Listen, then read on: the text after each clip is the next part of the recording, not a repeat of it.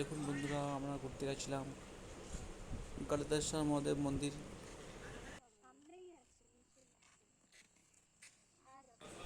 আর আমাদের অনেক রাত হয়ে গেছিলো ওখান থেকে ফেরার সময়। তো ওরা বলছে যে নিম পাতা নেবে, তো ওই কারণে দাঁড়িয়েছি।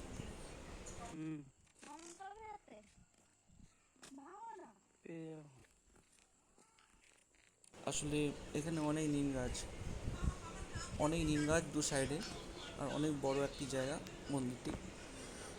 ওইসব করাবেই না রাত্রিবেলা। কিন্তু আমি ওদের বারণ করেছি যে রাত্রির হয়ে গেছে, নিম পাতা আজকে নিতে হবে না, অন্য সময় নিয়ে যাবো। কোথায় গেছিলে তোমরা? হ্যাঁ, অন্ধকারে যাচ্ছ, কোথায় গেছিলেন?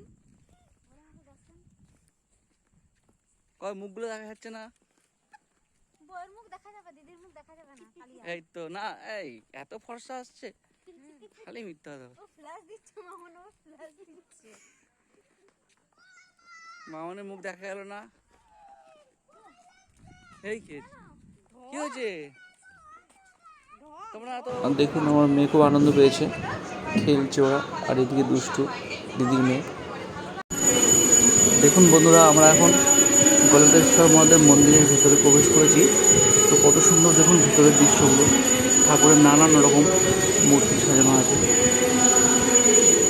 তবে ভেতরে ফটো তোলা নিষিদ্ধ, তবু আমরা তুলেছি, আমাদের কিছু বলেনি।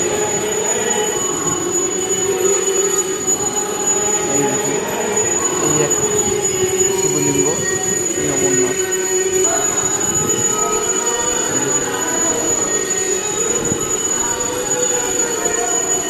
শ্রী রামেশ্বর।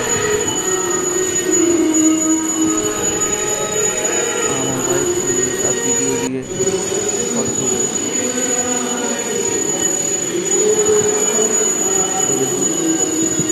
প্রত্যেক শহরে নানান রকম যেরকম ডিজাইন মন্দির আছে, সেরকম ডিজাইনে বানানো।